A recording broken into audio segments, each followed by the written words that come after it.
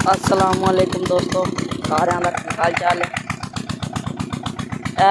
पानी वेख लो खाले च 2 टूबल चलाए जी अज। ताए वाला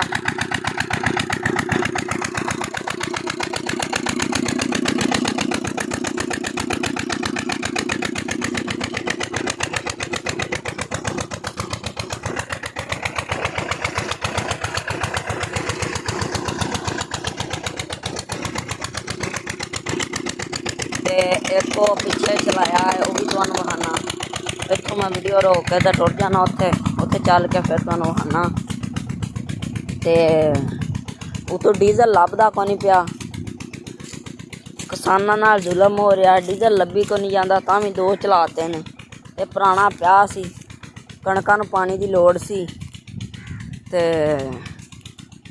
बाकी उत्थे चल के गलबात करने आ, नाल नाल इत्थे तक मैं टुरिया होना, नाले गेड़ा मार के आने। आ वेखो मैं नेड़े पड़ा तुरया जाना। एक इत्थे चलाया, 2 चलाए ने, कणक नूं छड्डी आउने। डीजल लभदा कोई नहीं पिया, पंप सारे बंद ने।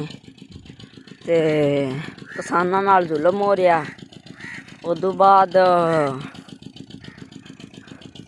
हुण कणक ते प्याणी सी, नहर च पानी आ तो गया पर वारी लंघ गई सी उन्नी देर नूं।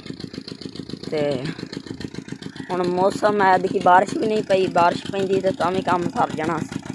ऐ चेक करो,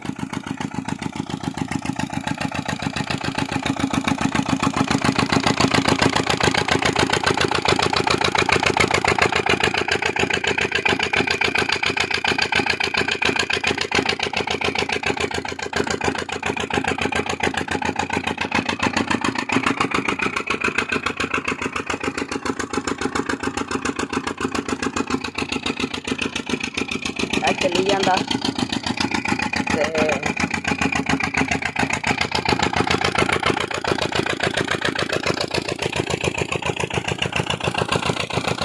चेक करो तो नाले जरूर दसो।